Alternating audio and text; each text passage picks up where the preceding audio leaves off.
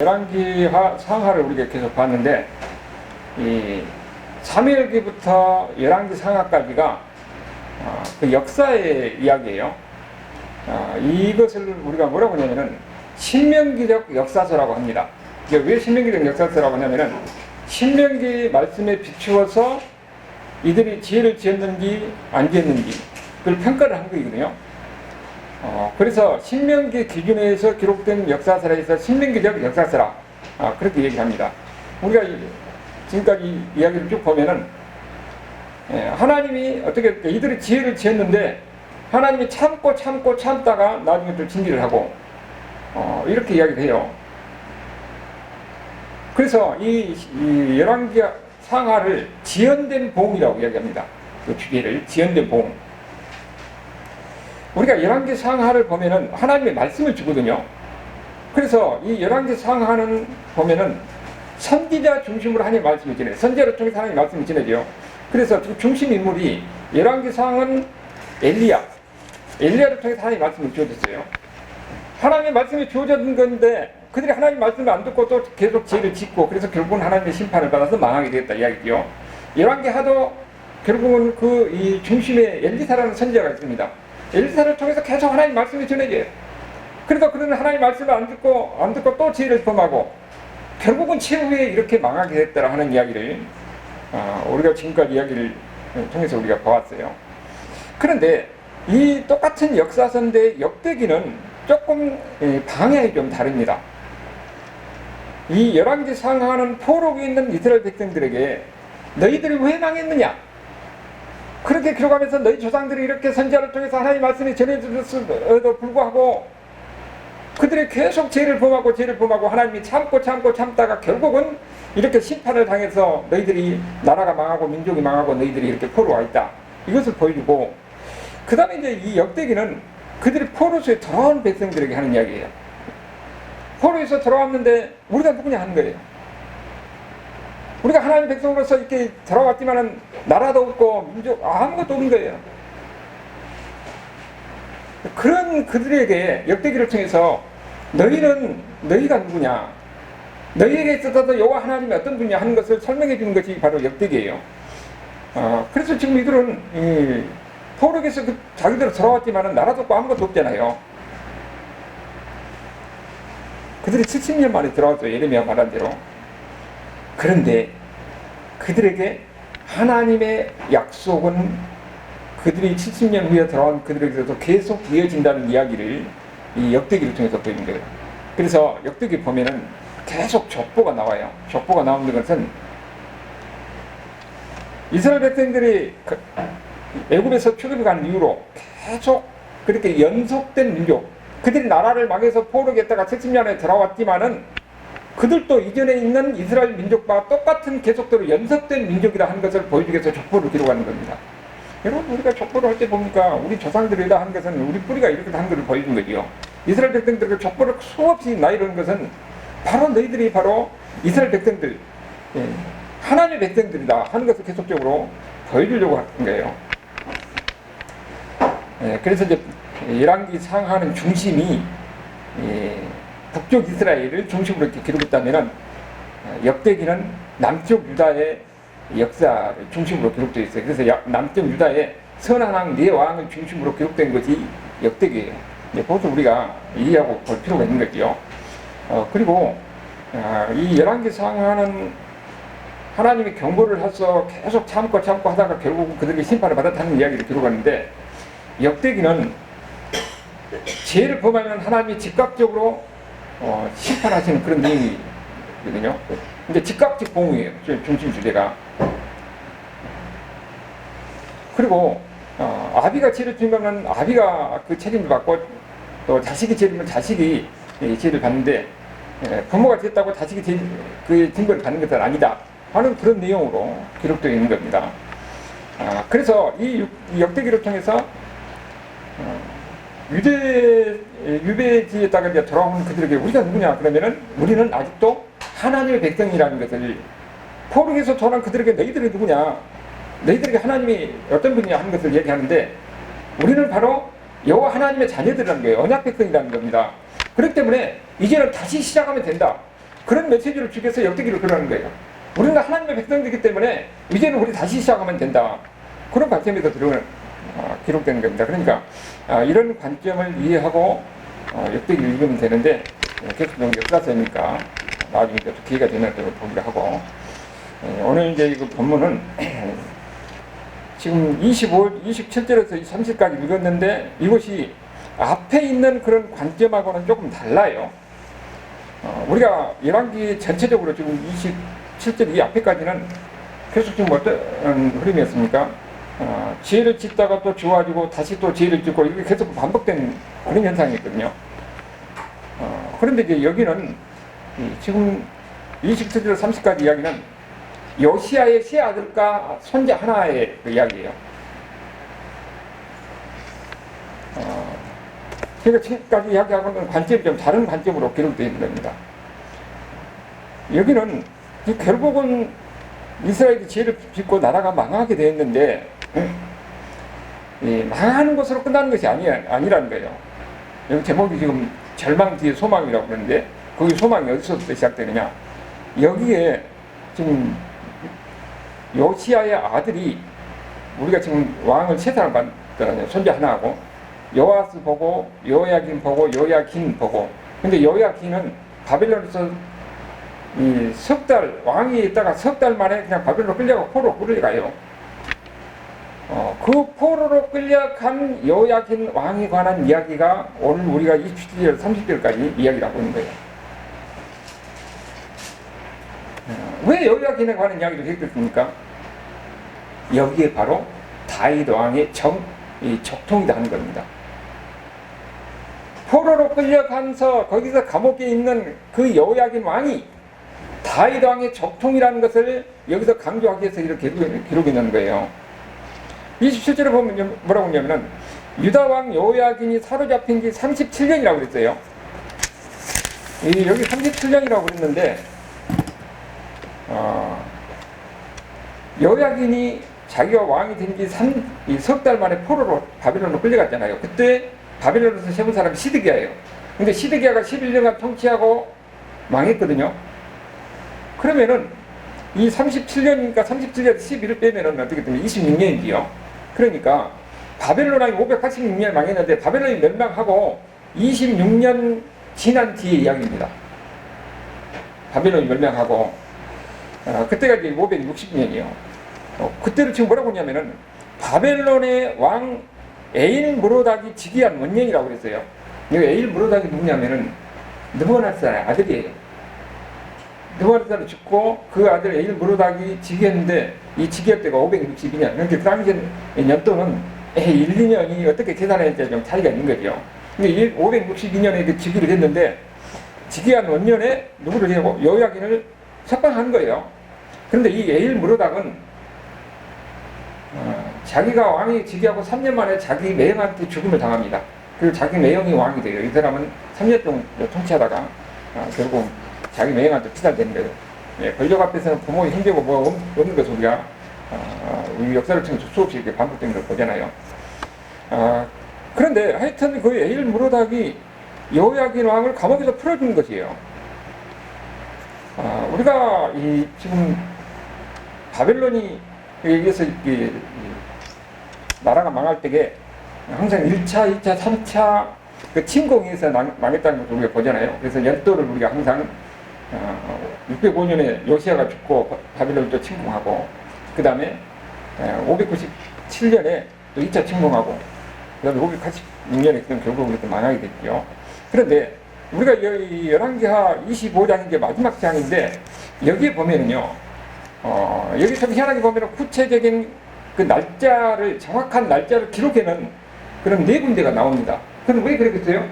그만큼 이스라엘 백성들에게 잊을 수 없는 날이기 때문에 그 날짜를 정확하게 기록해놔요. 그런데 그 날짜를 이렇게 보면은 열왕기하 25장 1절에는 시드기야 제9년 열째 달에 열째 달 10일에 바벨론의 왕 느부갓네살의 모든 군대를 거느리고 예루살렘에 쳐 올라와서 그 성을 진을 쌌더라.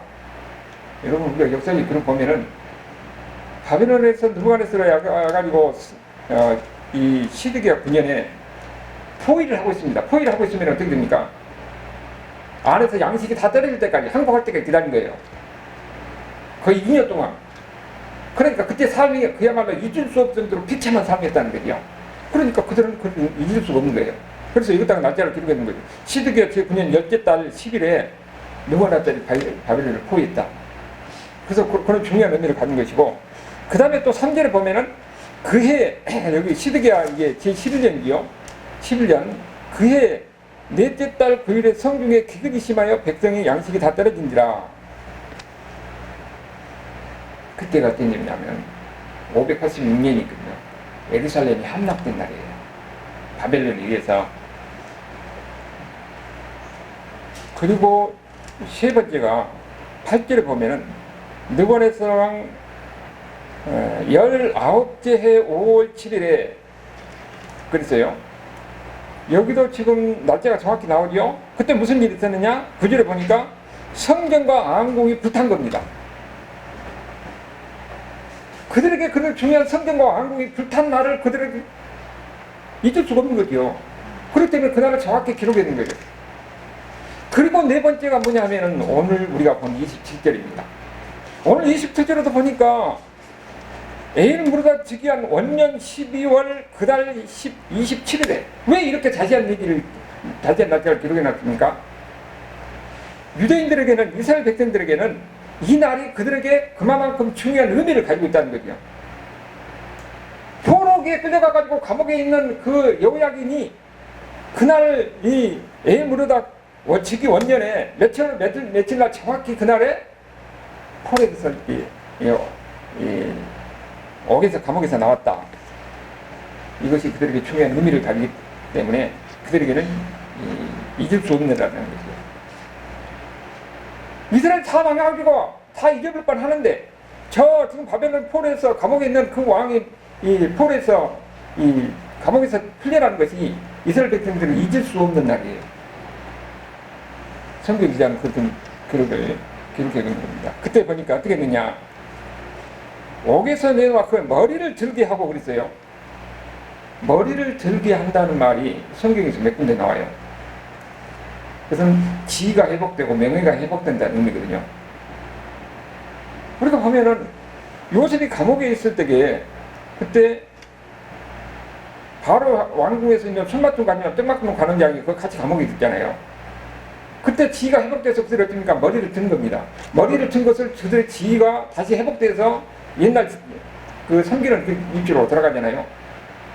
그 손맛통 가는 장은 지위가 회복되고 떡맛통 가는 장은 지가 회복된데 결국은 죽음을 당하는 거죠. 그러니까 이거 상반된 이야기지만은 원래 지가 회복된다는 것이 이 머리를 든다는 것이 지가 회복되는 것인데 그 이야기가 10편 3절에 보면은 10편 3편 3절에 보니까 뭐라고 하냐면은 여호와의 주는 나의 방패시요 나의 영광이시요 나의 머리를 드시는 자니이다. 나의 머리를 든다는 것은 하나님이 함께 하셔서 나의 지위를 회복하고 나의 명예를 회복한다는 거예요. 그러니까 지금 여기는 누구냐면은 여호야긴이 어떤 거예요? 하나님이 그에게 지위를 회복하고 그에게 명예를 회복했다는 겁니다. 지금 여기 이 11개를 기록하는 기자는 그 사건을 엄청나게 중요한 사건으로 보고 있는 거예요. 그리고 여기 보니까 28절, 29절을 보니까 뭐라고 하냐면은 그에게 좋게 말하고 그 지위를 바벨론에 있는 그와 함께 있는 모든 왕의 지위보다 높이고 지금 포로로 끌려가는 다윗의 적통인 여호야긴을 감옥에서 끌어가서 석방시켜서 지도 회복하고 그 다음에 뭐라고 그랬어요? 모든 왕에 있는 지위보다 높였다는 것은 거의 왕의 반열의 지위를 대접했다는 거죠. 그것을 보면은 이스라엘 백성들 입장에서 봤을 때는 어떻게 됩니까? 자기들 보면은 다윗의 왕, 이스라엘 왕이 그 바벨론 왕과 같은 지위에서 지금 지위가 회복되고 거기서 왕으로서 대접을 받고 있었다는 거예요. 그들은 아주 중요하게 보는 겁니다. 그리고 그 제수의 의복을 벗게 하고 그랬어요. 여러분 성경에서 옷을 입고 벗고 하는 것은 그건 중요한 의미를 갖는 거예요. 요셉이 채색옷을 입으니까 어떻습니까? 아버지가 요셉에게 채색옷을 입었던 다른 사람과 구별되게 했잖아요. 저 존경을 받았어요. 근데 형제를 실출해가지고 요셉이 옷을 벗기고 어떻게 됐습니까? 팔아버렸잖아요. 이제는 요셉이 옷을 벗으니까 노예가 된 겁니다. 그리고 그 노예가 되어서 이 보디발 장군의 집에 갔는데 보디발 장군 부인이 유혹을 해서 옷을 당겼잖아요. 그래서 옷을 벗겨졌어요. 결국은 그래서 어떻습니까? 제수 놈이 된 겁니다. 옷을 벗으니까 결국 또 신분이 바뀌어요. 감옥에서 제수가 돼요. 감옥에 있어서 이제 그가 지가 회복될 때에 왕궁에서 왕의 이 총리 옷을 입잖아요. 완전히 이제 지가 다른 지가 된 겁니다. 그러니까 지금 감옥에서 제수의 옷을 벗고 새로운 지가, 완전히 이제 지가 변했다는 것을 이 제수의 옷을 벗었다 하는 것을 통해서 이야기해 드립니다. 그런 상징이 있는 거예요. 그리고 이거 뭐라고 합니까?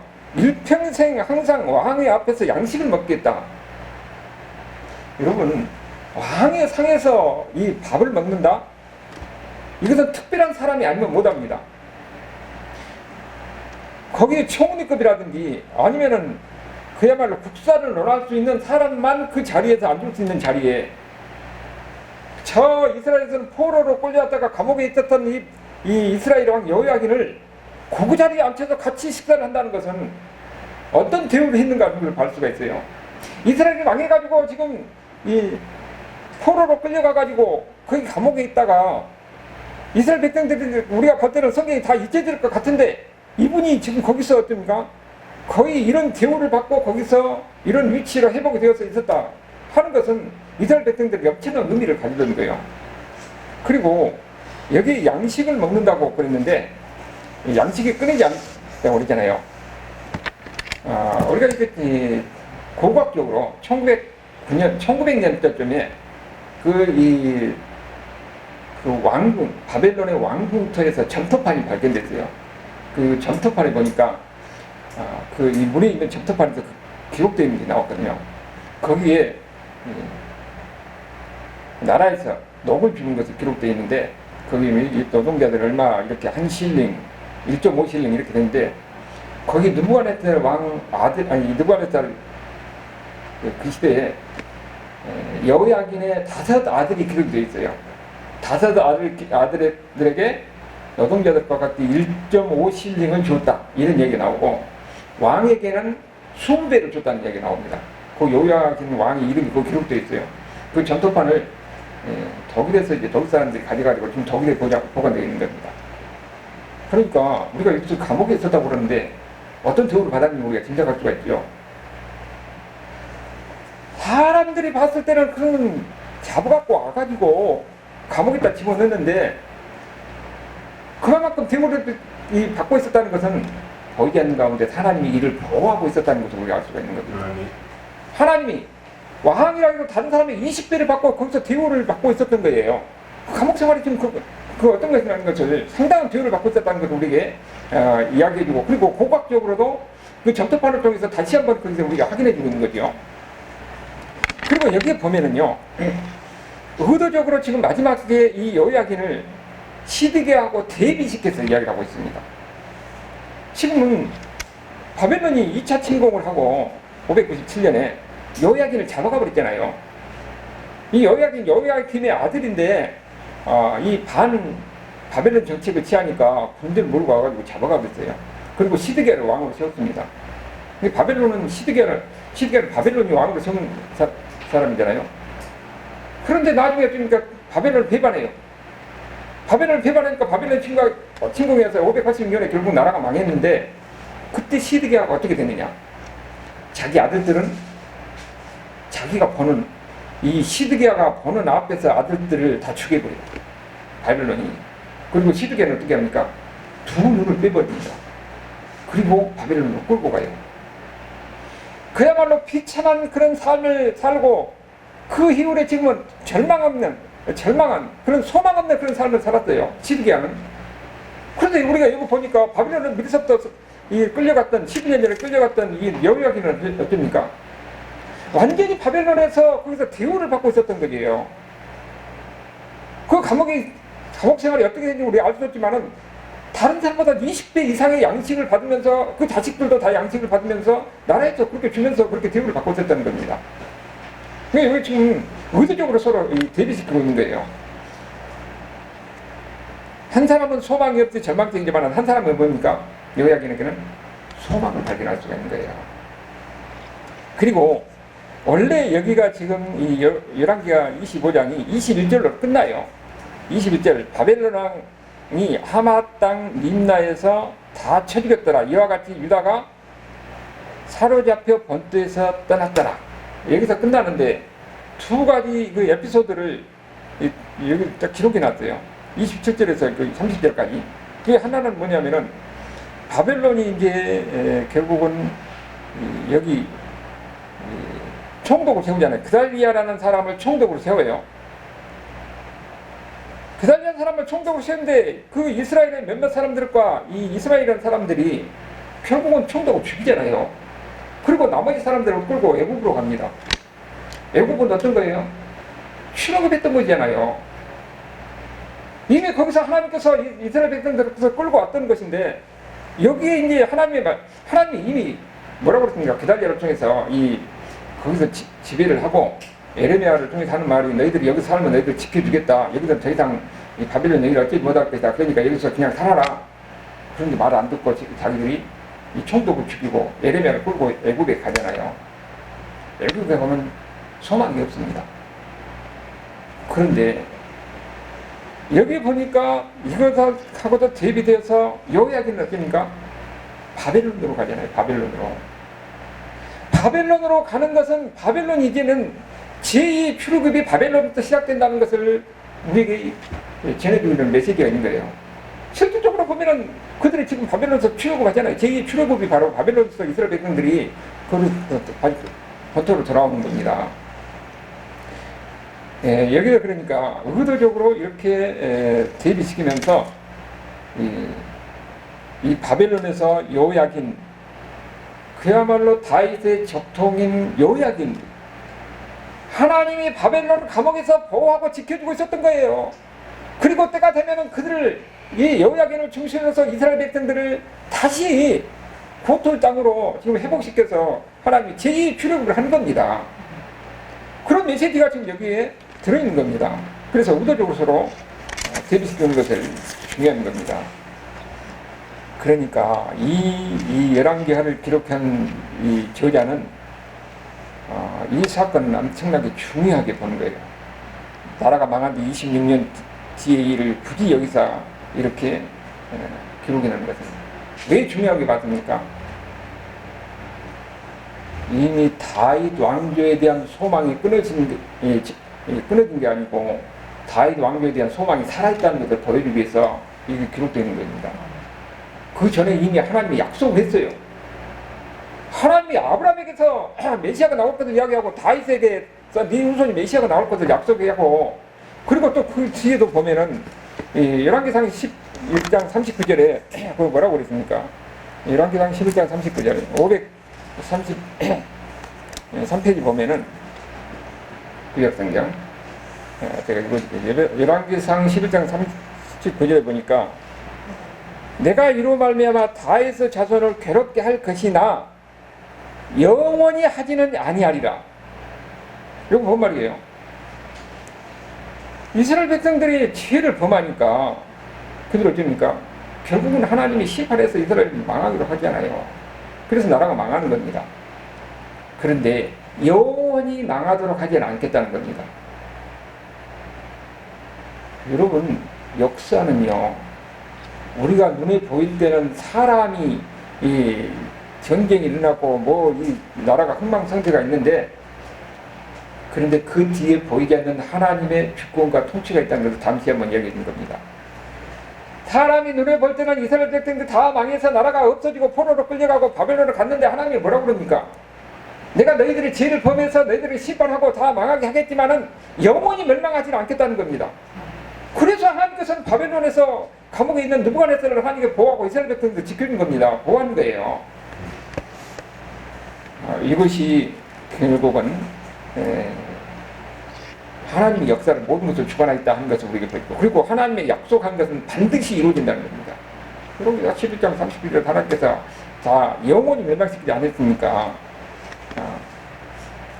하나님이 완전히 영원히 멸망시키지 않은 거지요. 감옥에 있고 여기 사람들이 볼 때는 뭐 이렇게 한 것 같은데 아무리 힘들고 어려운 가운데 있을지라도 결국은 하나님이 지켜주고 하나님이 보아신다. 그것이 역사를 통해서 뭘 보여주는 건가? 바로 우리가 어떠니까 하나님의 택한 백성이잖아요. 우리가 볼 때는 우리 마음대로 하는 것 같은데 보이지 않는 가운데서 하나님이 내가 엄청나게 어렵고 힘들고 상황이 있을지라도 하나님 우리를 보호하고 지켜준다는 것을 믿는 거예요. 이거 지금 우리가 신앙생활 하는 사람들의 힘입니다. 내가 지금 힘들고 어려운 가운데 있지만 하나님이 나를 지켜주고 나를 인도할 것이다. 난 천국까지 인도할 것이다. 이 믿음을 가지고 사는 겁니다. 여기 바로 그 힘을 우리에게 가르쳐주는 거죠. 그리고 여기 보면은 우리가 이제 여기서 이렇게 딱 끝나고 되면 어떻게 됩니까? 그 뒤에 모르잖아요. 여기 보니까 여호야킨, 감옥에 있는 여호야킨까지는 나왔어요. 그리고 그 아들들이 여기 성경에는 안 나왔지만은 그 점토판에 의해서 고각적으로 발견된 점토판에 의해서 보니까 그 아들 5들이 거기 이 바빌론에서 대우를 받고 살아있었다. 거기까지는 우리가 알아요. 그 뒤에는 역사에 보이지 않습니다. 그러면 어떻게 됐을까? 그러나 하나님은 다윗을 통해서 메시아가 올 것을 약속했기 때문에 그 뒤에 보이는 가운데 역사는 계속되는 거죠. 안 보이는 것 같은데 나중에 언제 보이느냐? 여러분 마태복음 1장 12절에 봐봐요. 마태복음 1장 12절 신약성경. 여기 보니까 바벨론으로 사로잡히 간 후에 여고냐는 스알디를 낳고 스알디는 술바비를 낳고, 여기 여고냐가 여호야긴이에요. 여기에 지금 이 바벨론으로 포로로 끌려가서 이 왕궁에서 석방됐다는 그 여호야긴이 여기에 지금 나오는 겁니다. 그리고 이제 이 여호야긴, 그러니까 다윗의 후손이잖아요. 그 적통이 계속 그 자식들이 이렇게 나오면서 16절 17절을 보니까 어디까지 나오는 거예요? 거기에 보니까 이 메시아까지, 예수님까지 연결되는데, 여기에 연결된 사람들은요, 요셉을 통해서 연결되는 거예요. 그런데 요셉은 어떻게 됩니까? 메시아의 계보인데, 다윗의 후손인데, 이 메시아의 예수님께 연결되는 후손인데, 여기는 법률적으로 연결되는 겁니다. 그러니까 법적 후예예요. 법적 후예. 그럼 생물학적 후예는 어디에 나오느냐? 생물학적 후예는 마리아의 계보를 통해서 누가복음이 나옵니다. 거기에 그 마리아를 중심으로 해서 족보가 나오는데, 마리아를 통해서 예수님이 나왔잖아요. 그럼 생물학적 계보, 여기 요셉은 법적 계보예요. 결국은 하나님의 약속대로 다윗을 통해서 네 후손이 앞으로 영원히 나다할 자들들 메시아가 나온다 했는데, 결국은 보이지 않는 가운데서 하나님께서 지켜주셔서 여기에 신약성경을 통해서 여기 예수님까지 왔다 하는 것을 우리에게 보이는 거죠. 우리가 여기서 보면은 여호야긴부터 지금 예수님까지 이렇게 보니까 우리가 역사에서 보이지 않잖아요. 그러면 역사에서는 수면 아래서 여기까지 이렇게 계속 이어졌다 하는 것을 우리에게 보이는 겁니다. 근데 그동안에 보면은 역사는 어떻게 되니까 수많은 파고가 있었어요. 그럼 어떻게 파고가 있었습니까?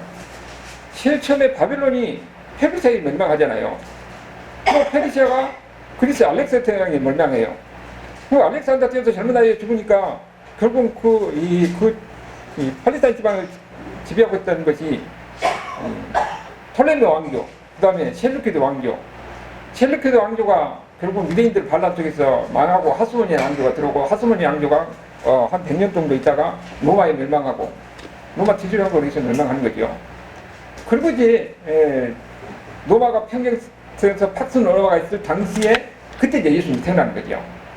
그리고 400년 기간 동안 우리가 봤을 때는 아무것도 보이지 않는 가운데 있었잖아요. 뭐가 있습니까? 역사는 보이지 않는 가운데서 하나님의 역사는 계속 흐르고 있었던 거죠. 그때는 아무것도 있잖아요. 지금 선지자도 그때는 없었죠. 그 400년 기간 동안. 그러나 하나님의 역사는 계속되고 있었던 거예요. 우리가 보면은, 우리가 이 인간 세상 눈에 볼 때는 우리가 이 성경에서 보고 우리가 역사적으로 봐서 수없이 많은 이게 전쟁이 있고 막 이런저런 있고 하는데, 그 뒤에 보이지 않는 하나님의 계획, 하나님의 뜻은 인간들의 어떤 완악함에 의해서 뱅개되지 않습니다. 여기에 그 예수님의 그 약속, 그 하나님의 약속이 사람들이 전쟁이 나라가 흥망성쇠가 있고 많은 그런 완악함이 있고 있었지만은 하나님의 계획은 끊임없이 뒤에서 흐르고 있었던 거죠. 결국은 그래서 하나님의 약속대로 메시아가 나타난 것, 메시아가 오신 것 같이 우리에게도 마찬가지로 우리 인생은 우리가 주인이 아니에요. 우리가 보면은 세상에 어떤 힘 있는 나라가 이 나라를 자주하는 것 같고 흥미 권력자가 자주하는 것 같은데, 그러나 그 뒤에 보이지 않는 하나님의 계획이, 하나님의 뜻, 하나님의 계시는 계속된다는 겁니다. 우리가 그것을 볼 줄 아는 사람이 바로 예수 믿는 사람이에요. 우리가 눈에 보이는 건 보지 말고 눈에 보이지 않는 하나님을 보면서 하나님은 하나님의 계획대로 사람을 통해서 그 자기 뜻을 계속 이루어가는 겁니다. 그래서 여러분들이 마지막 어떻게 합니까? 천국까지 가는 겁니다. 그러니까 우리는 눈에 보이는 것을 보고 우리가 무슨 판단해서는 안 된다는 거지요. 하나님은 이렇게 작은 가운데서 있는 여러분 한 사람의 그 모든 것을 소정해 보시고 자기 목적을 이루한다는 겁니다. 여기 하나님이 여러분이 쓰임받는 거죠. 이것이 우리에게 보여주는 그런 메시지인데, 그렇기 때문에 우리는 예수 믿는 사람은 결코 어떤 상황에서도 절망하지 말고 하나님의 그 약속에 부르심을 받고 소망을 갖고 살아가는 겁니다.